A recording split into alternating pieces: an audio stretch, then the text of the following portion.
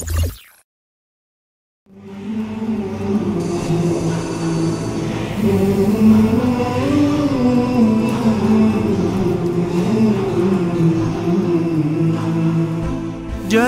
حياة القلب بالقرآن. Ey müminler, pul melini kişiler körüsüş üçün sərf qılıdığan, Allahqa və axirat günüge iman keltürmeydiğan kişinin qıған əməlini bikar qılıb etkinige oxşaş, vergen sadiqanlarını minnet qilish və ərziyet yetküzüş bilen bikar qılıb etmənlar. Bundaq, pul melini başqalar körüsüş üçün sərf qılıdığan adam, xuddi üstüge topuçan qonup qalğan, qattiq yağmurdan keyin yuyulup burunqidek bob qalğan siliq taşqa oxşaydı. Ular qılğan əməlləri üçün axirətdə heç qandaq savabqa ega bolanmaydı. Allah kafir qavmni hidayət qılmaydı. Baqara suresi 264. ayet. Assalamu alaykum wa rahmatullahi wa barakatuh. Aziz qarindoshlar, bu darsimiz kasrahning tanvillik o'qilishi, ya'ni qo'sh kasrah bo'ladi. Kasratayn, qo'sh kasrah, kasrah bilan sakinlik nun harfining birikmasi bo'lib, kasrah degan nima desanglar, oldingi darsimizning temasi shu dars qaytsanglar bo'ladi. Bir kasrahlı harfning tavushiga ni tavushini qo'shib o'qishni ko'rsatadi. Ya'ni kasrah harakatidagi i tavushi bir kasrah harakati qo'yilgandan keyin u harfga i tavushini qo'shib o'qiydik. Hozir bo'lsa tanvin bilan ni tavushini qo'shib, bu yerdagi ni tavushini qo'shib in tavushiga o'zgarib keladi tanvin bilan. Bu harflarning ostiga qo'yiladigan mushu belgi shu. Eskartish tanvin nunlashtirilgan so'ziq tavush bo'lib, söz oxirida kelib, ulab o'qilganda talaffuz qilinadi, to'xtaganda tushib qoladi. Masalan, ulab o'qiganda bihafizin deb keyinda yana bir so'z bo'lsa, ulab o'qilganda bihafizin deb o'qiladi. Ammo to'xtagan vaqtida, bu yerda vaqf qilgan vaqtimizda bihafiz deb to'xtaydi. Bu ne demakchi bu yerda? Tanvin deganimiz eskartish.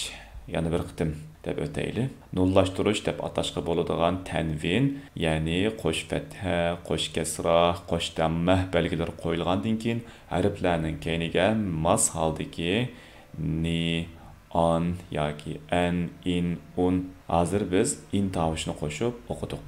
Inchga o'qilgan harflarga qarab o'tayli. Men oldi bilan harfning ismini bir qitim o'qib bergandan keyin kasratayn qo'yilgan holatini ikki qitim o'qib beraman. Menga ergishib birlikda talaffuz qilinglar. Alifga har qanday bir tavush belgisi qo'yilgandan keyin bu alif deb o'qilmaydi, hamza deb o'qildi degan to'q. Shuning asosan buni hamza deb talaffuz qilaman. Hamza, in,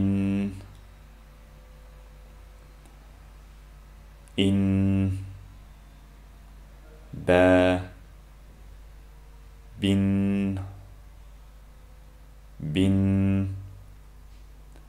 ta, tin,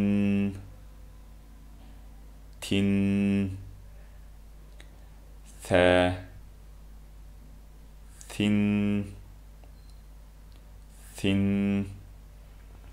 Qani deb qanlar bir talla kasra qo'yilgan chaqda bu harfni qanday talaffuz qildik? Thi deb talaffuz qilardik shundami? Bu darsda kasratayn qo'yilgandan keyin thi tavushiga bir ni tavushi qo'shildi. Shuning bilan thin deb talaffuz qildik. Jim,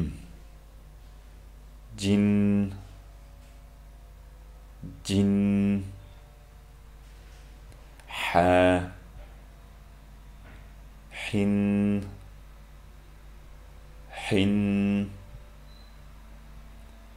dal, din,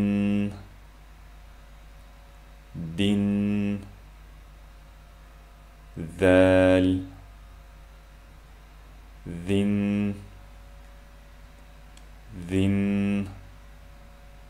ra, rin,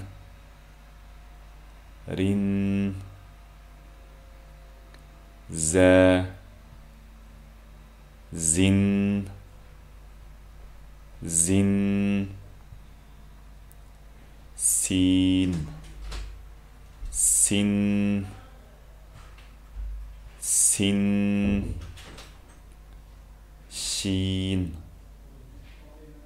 shin, shin, ayn,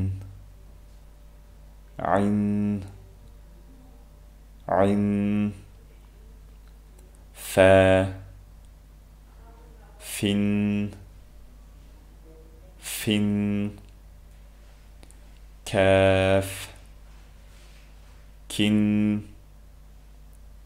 كن لام لن لن ميم من من نون نن نن ها هن هن واو وين وين يا ين yin. Endi cho'ng qo'ldan harflarga qaraymiz. Xo, xin, xin. Harflar mayli kasrahlik kelsin yoki qo'sh kasrahlik kelsin, bu harflarning maxrijidan chiqadiganligi hech qachon o'zgarmaydi. G'in, g'in. Qof, qin, qin. Sad, sin, sin. Dad, din, din. Ta, tin, tin. Va, vin, vin. Endi silishtirma qilib o'tamiz. Oldi bilan inchik o'qilgan harflarning silishtirmasiga qaraymiz. Bu bo'lsa kasrah, bu bo'lsa kasrahning uzartilib o'qilishi, bu bo'lsa kasrahning tanvillik holati. I agish bo'qonlar. I in bi bi bin ti ti tin ti thi thin ji ji jin hi hi hin di di din di di din ri ri rin zi zi zin. Qaranglar. Bir kasrah belgisi kelgan chaqda qisqa bir harakat miqdori so'zlab o'qidik. Bu tik kasrah kelgan vaqtda, ya'ni kasrahning uzartilib o'qilish holati, bu tik kasrah kelgan vaqtda qanday o'qidik? Ikki harakat miqdori so'zlab o'qidik. Ikki harakat miqdori deganimiz mushu zidin ikki o'qiganchilik zi deganchilik ketgan vaqt shu'di. Zi degan vaqtda biz zi dedik. Buni bo'lsa zin. Qaranglar, kasrah qo'yilganda buni zi deb o'qidik. Kasratayn bo'lgan chaqda uningga bir ni tovushi qo'shildi, zin deb o'qidik. Si si sin shi shi shin ay ay ain fi fi fin ki ki kin li li lin mi mi min ni ni nin hi hi hin wi win yi yin. Әмді болса, çoğuldan hərflərinin silişdirməsiga qarab ötümüz. Xi, xi, xin, g'i, g'i, g'in,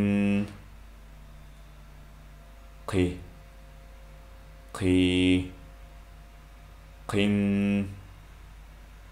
si, si, sin, di, di, din,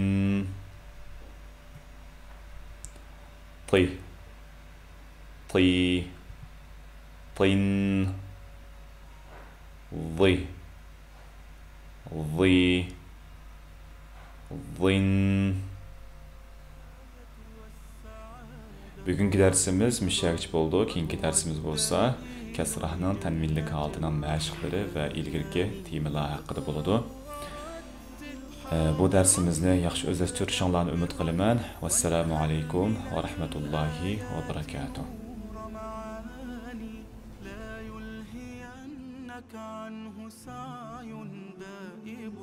وبه اعتني واحذر